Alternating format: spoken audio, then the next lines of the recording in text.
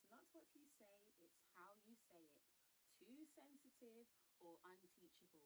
Dun dun dun. I need to start like editing and adding sound effects so I can have the dun dun dun. So okay, so basically, the other day I was reflecting on this because I was thinking about like my relationship with my husband, and you know how far we've come. And that's not to be like, oh, you know, look how far we've come, you know what I mean, but just how we've grown in certain areas.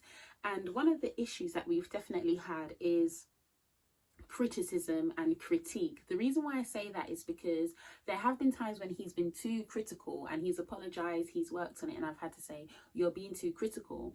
But then there are also times when he's given me his honest critique, but because I guess I felt like he's been critical, or because maybe he spoke to an insecurity that I have, I'm like, bah!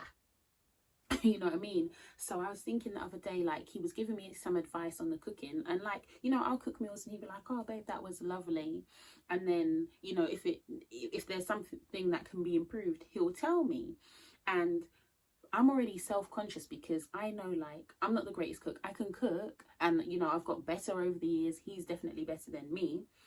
But like, he spoke to me and I did feel a little bit like, but at the same time I had to tell myself, Charlotte, is he, first of all, his tone is not like derogatory in any way. He's not being antagonistic. He's not being sarcastic to you, right?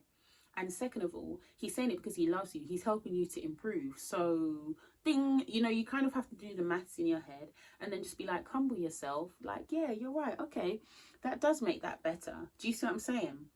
So this is where I'm saying, you know, too sensitive or unteachable. Now, first, I have the verses of encouragement at the end, but I'll say it and then I'll explain. So Proverbs 15:1, a gentle answer turns away wrath, but a harsh word stirs up anger. Look at my actions. Anger. That's the anger, yeah. I'm sorry, I'm just like moving around so much. Proverbs 19:11, the discretion of a man deferreth his anger, and it is his glory to pass over a transgression, right? Now, the ideal is that everyone will speak with, you know, a gentle, come by, my Lord. Like, it's really ideal that everyone will come to you on a shala. You know what I mean? You know, I just want to tell you something. I think that you could have let the rice cook more, or something. What else? I think that you should have worn the blue dress. Like, that's the ideal, that we'll all be talking to each other and bigging each other up, and roses, flowers, butterflies, glittery things, and all the pink things that I like, right? But the reality is, not everybody has that nature. Yeah, some people are harsh, some people are not nice, some people love you, but they still have to work on how they say things. And let me give you an example of what I'm talking about. I leave my YouTube comments open, right? The channel, it's so small. It's not even a blip. It's not even a blip on, that's a flick. It's not even a blip on YouTube right now, yeah? But the reality is, as you know, more people see it, it's more likely that people will comment and they may say something hateful. Now, if someone is saying something to critique me, oh, maybe, you know, oh, Charlotte, you know, you use that verse in the wrong way, I can take that.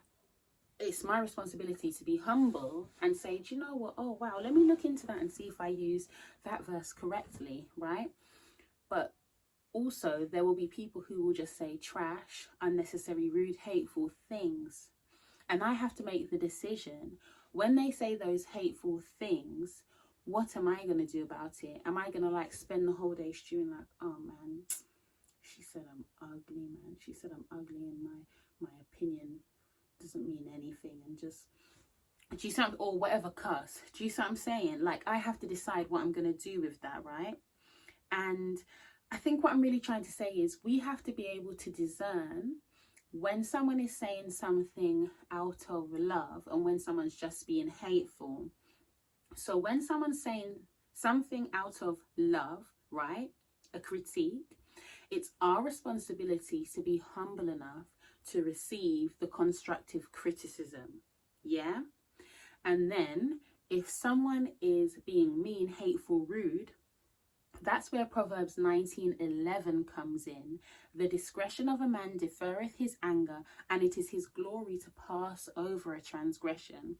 So sometimes you have to decide, okay, it's a constructive criticism, I can't even talk. Constructive criticism plus my humility equals, some progress. I can make the change. But even if someone's coming with constructive criticism and they say it in a way that I don't like, it's my responsibility to pass over. I had to watch the verse again. To pass over that transgression.